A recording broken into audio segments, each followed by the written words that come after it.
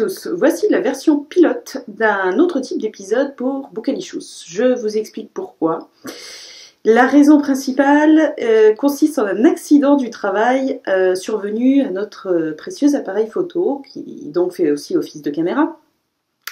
Monsieur Achille, au cours d'un reportage, lui a malencontreusement renversé du jus de pomme dessus, à l'appareil photo.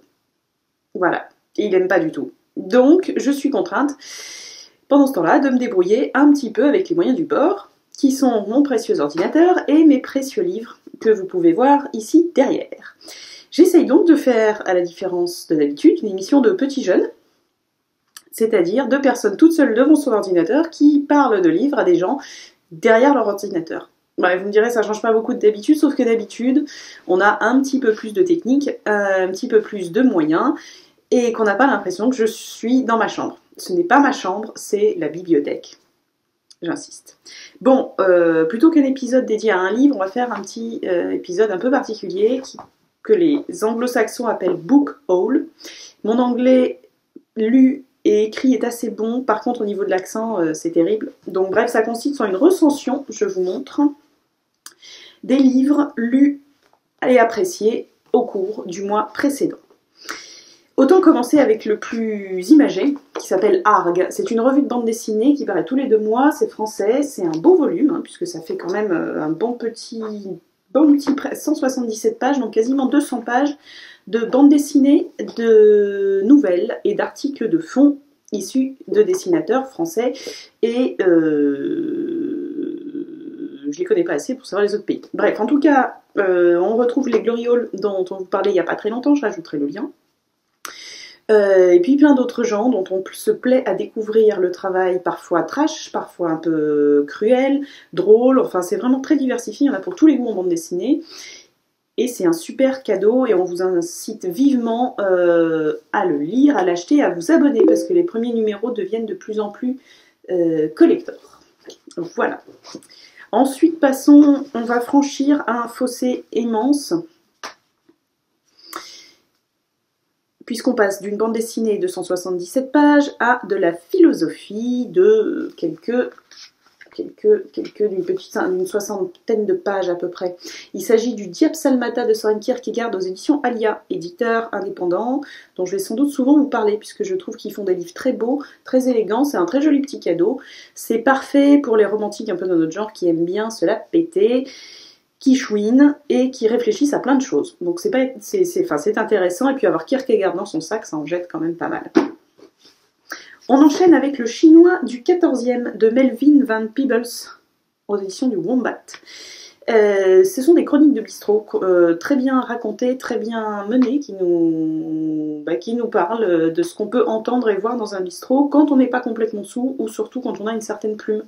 Donc il y a un côté, c'était des chroniques qui étaient publiées dans Harakiri, donc il y a un certain esprit très sympathique. On enchaîne avec un western, Avalée du sable d'Antonio Czerneski. C'est pas évident de prononcer, Antonio Czerneski aux éditions Asphalt. C'est à la fois un western, à la fois une histoire entre un père et son fils, et à la fois une histoire de zombies. Hein, autant, tant qu'à faire, autant ne pas se cantonner à un genre. Et c'est un récit dont les 3 parties sont très intéressantes. À la fois le western, donc l'histoire un peu plus sentimentale, et le côté zombie très délirant que vous découvrirez. Ça change, il y a un esprit série B très, très marrant, et ça change des westerns à la Clint Eastwood hyper sérieux, et sans pour autant tomber dans le total n'importe quoi, façon Nuit en enfer. Donc c'est le premier roman d'un auteur brésilien que je vous recommande vivement.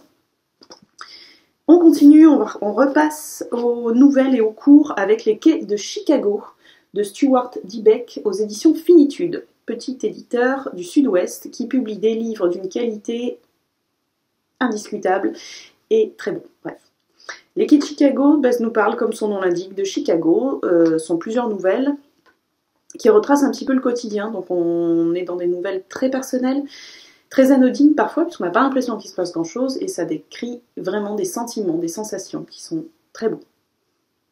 Voilà. Les Américains savent écrire des nouvelles, et puis ça, j'en demanderai jamais, c'est vraiment les meilleurs. On change de tout au tout d'univers, avec Grande Madame chez la Manufacture de Livres par Anne Bourrel.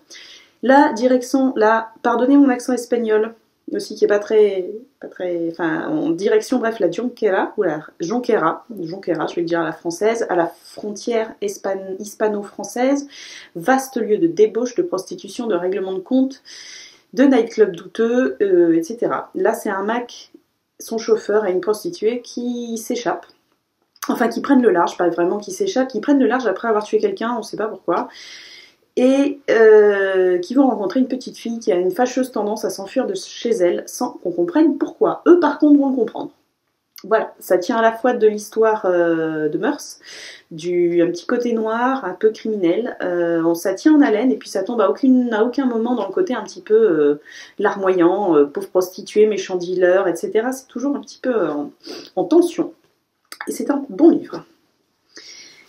On passe dans un domaine beaucoup plus romantique, beaucoup plus sensible, peut-être, c'est avec Histoire naturelle de l'oubli de Claire Fercac aux éditions Verticales. On va suivre la trajectoire parallèle d'Odradek et de Suzanne. Odradek était était un soigneur dans un zoo. Il est tombé dans le coma et a totalement perdu la mémoire. C'est un petit peu inquiétant quand on a cette phobie. Et de l'autre côté, Suzanne est une bibliothécaire qui a perdu son mari dans un accident de voiture ou un suicide, on ne sait pas trop. Donc les deux ont le psychisme un petit peu vrillé, on peut le dire. Et leur trajectoire, Odradek va au fil de l'histoire s'inventer une nouvelle identité. Il va se vivre comme un Corsac, qui est un petit renard de Mongolie.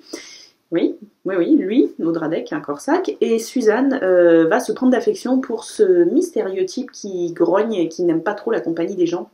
C'est très touchant, c'est très délicat et ça raconte vraiment une belle histoire, quelque part une histoire d'amour un peu impossible, mais une très belle histoire d'amour. C'est écrit avec beaucoup de subtilité, de finesse et de féminité. Donc je vous le recommande vivement. Faudrait que j'arrête avec ce mot parce que je le dis tout le temps en fait. Alors j'ai gardé pour la fin une bombe, un chef-d'œuvre, un roman incontournable, absolument sublime. Ça s'appelle Les Arpenteurs. Son auteur s'appelle Kim Zupan, ou Zupan, je sais pas, on va dire Zupan, et c'est publié chez les excellentes éditions Gallmeister, spécialisées en littérature américaine.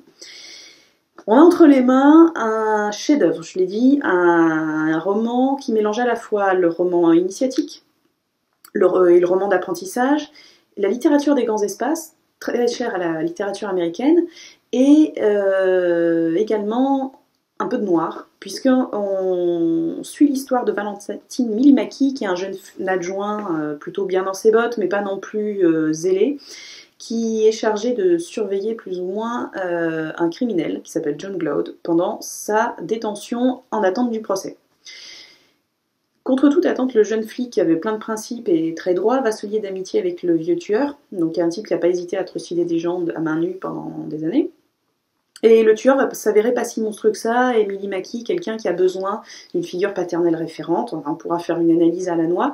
Ce qui est très beau, ce sont également les descriptions de grands espaces, du Montana et des États environnants. C'est magnifique, c'est un véritable hommage à la nature qui est rendu en plus d'un hommage à la nature humaine et à ses subtilités. Voilà, donc je vous le répète, ce livre est une tuerie, c'est magnifique, ça se lit d'une traite, enfin c'est pour moi rangé à côté des plus grands chefs-d'œuvre de la littérature américaine. Voilà pour cette petite déambulation, on espère reprendre le rythme des épisodes habituels très bientôt, et n'hésitez pas à nous dire ce que vous pensez de ces petites réunions totalement informelles. Voilà, bon, pour le reste, on compte sur vous pour partager la vidéo, pour commenter. Si jamais il vous reste des sous de la petite souris, n'hésitez pas à nous donner un petit coup de main sur Tipeee. Encore une fois, vous êtes 700 sur Facebook. Si chacun d'entre vous, vous êtes même plus de 700, si chacun d'entre vous nous donnait 1 euro par épisode, 1 euro, c'est pas non plus... voilà, ça va pas vous supprimer l'abonnement à Canal+, ou à d'autres sites, mais bon, on va être gentil, on va pas dire quoi. Ça nous permettrait vraiment de progresser, d'avoir une rémunération pour ce qu'on fait, ça serait vraiment super. Donc on compte sur vous, et on vous dit bonne lecture, et à très bientôt. Ciao, ciao.